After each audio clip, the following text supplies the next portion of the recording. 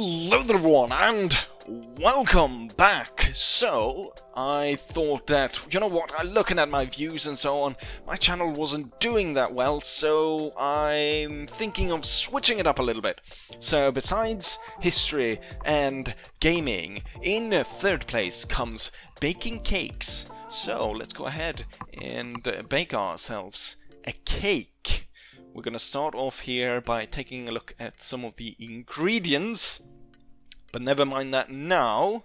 Let's start off by turning on the oven. We're gonna put that to 200 degrees centigrade. I don't know, that's like 6,000 Fahrenheit.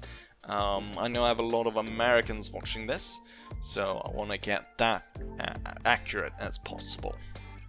Once that's done, we're gonna put a pot onto the stove because we're about to melt some butter.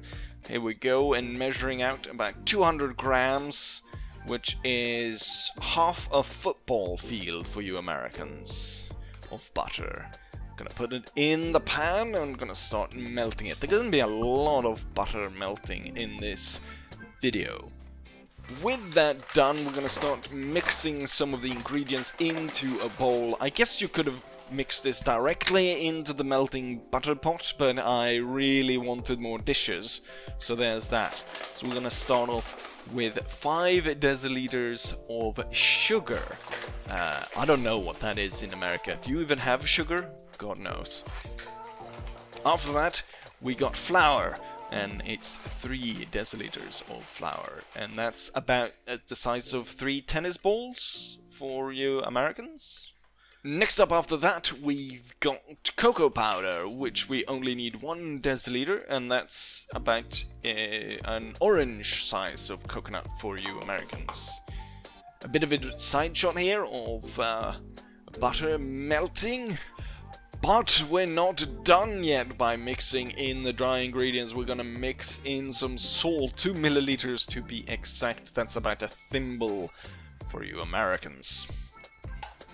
And last but not least of the dry ingredients, we're gonna need 10 milliliters of vanilla sugar.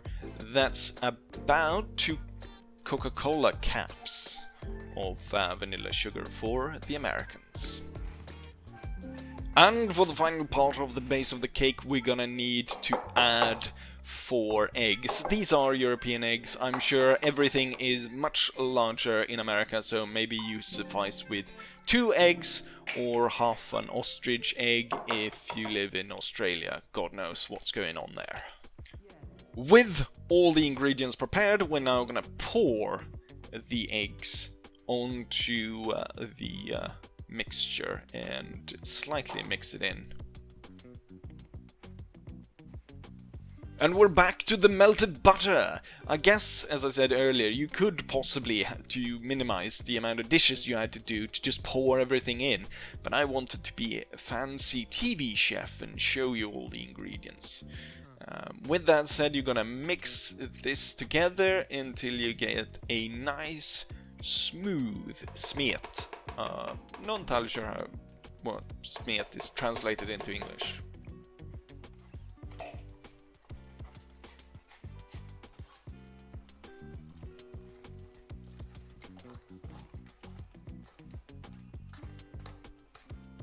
Once you're satisfied with mixing together your ingredients into a nice and smooth mixture, it's time to go ahead and pour it into the pan. In this case, I overestimated the amount that I'd made, so I've cornered off a bit of the pan. And then we're gonna go ahead and make sure that it gets smooth and smooth and even mixture across all of it. With all of that done, the oven should now be ready, being at 200 degrees, so we're gonna go ahead and put it in for 18 minutes in the middle of the oven. Here's another god-awful view of the mixture in the oven. With the cake now cooking away in the oven, we're gonna go ahead and make the topping that's gonna go on top of the cake.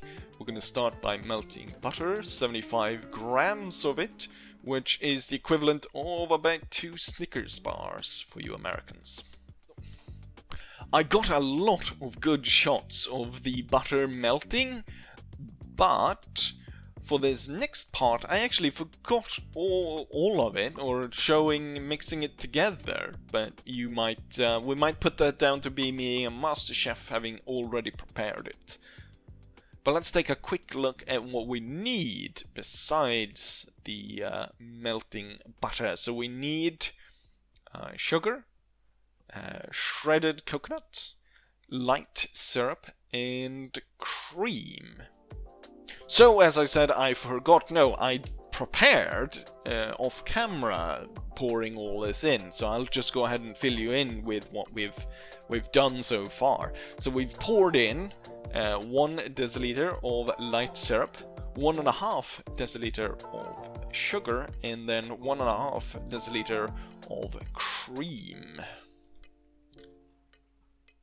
And then we'll stir this together and allow it to boil. So we're going to allow it to boil up until, as you can see, it all boils up.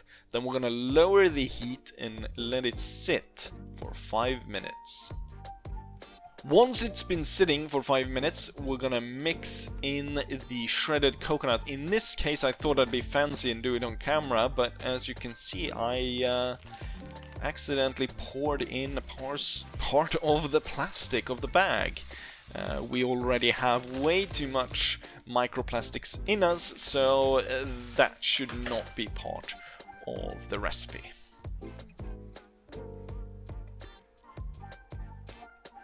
And here we're back to the base cake, as it's been sitting now in the oven for about 18 minutes. It's looking rather nice. We're going to go ahead and pull it out of the oven, and then we're going to start to spread the coconut toppings on top of the cake, making sure that we get a nice and even spread across the entire cake for the optimal outcome.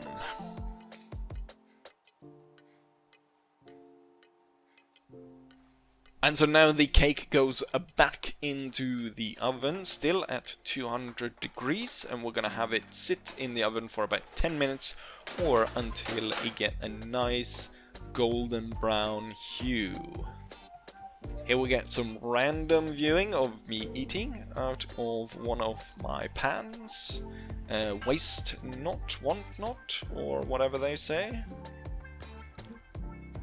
Here we've got a viewing of the cake. It's now perfect in color, so we're gonna go ahead and pull it out.